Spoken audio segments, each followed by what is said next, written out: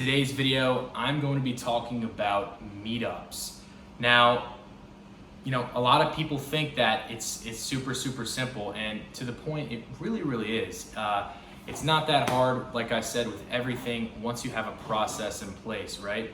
So right off the bat, number one thing that, without a doubt, I would say is extremely important is meeting in public.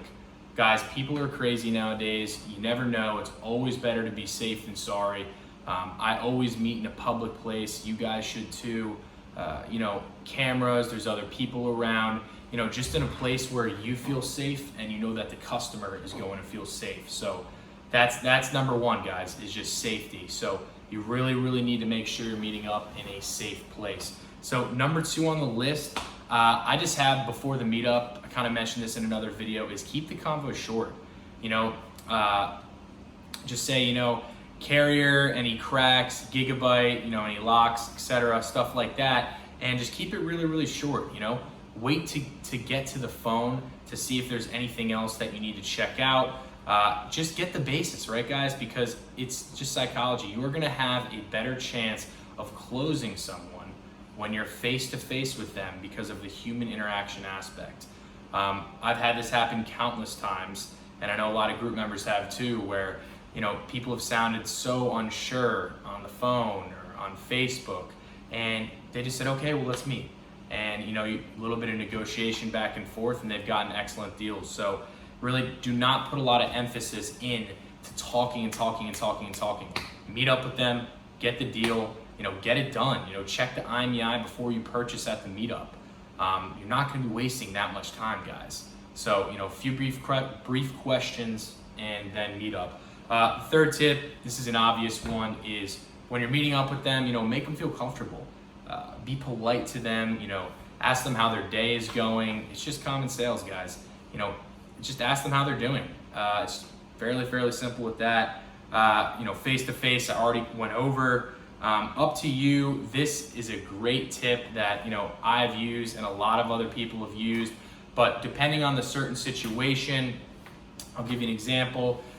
Say you're meeting up with John to get an iPhone 8 Plus, and you meet up with him and he told you that it had some light scratches, but no real cracks and it was in good condition. This is a huge tip. This will be in a negotiation video. But a lot of the times, if you guys did agree on a set price, you get there and you notice that there's like stuff that he should have probably told you about. You can use that to your advantage 100%. So, something that I would say and something that I've used and a lot of other people have used is, you said it was only lightly scratched. You're looking at it, it's got some really heavy scratches. Hey, John, can you do me a favor? I know we said 300, but can you do 250? And once you're there, once you have that face-to-face interaction, once he sees the money in your hand, it's gonna be damn hard for him to, just say no, completely screw off. I've had times where that has happened. It's been very rare.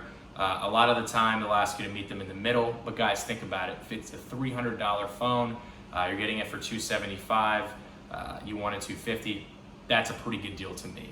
So always negotiate, and I will make a separate video on this. Check the phone, the next step, just check it out like I just said. And this is a really great tip. I know some other flippers have talked about this, and I have started implementing it in the past year, and it's just so good. It's very underrated, but I kind of went over this before, but literally, guys, when you're meeting up with these people, kind of count the money out. If he's a little bit stingy on the price and you wanted it a little bit lower, just say okay, and then start counting the 20s in front of him. So carry 20s, guys. I always carry 20s when I'm doing deals. This is just because I don't really like carrying big bills like that around, and it's just gonna get the customer hyped and amped up.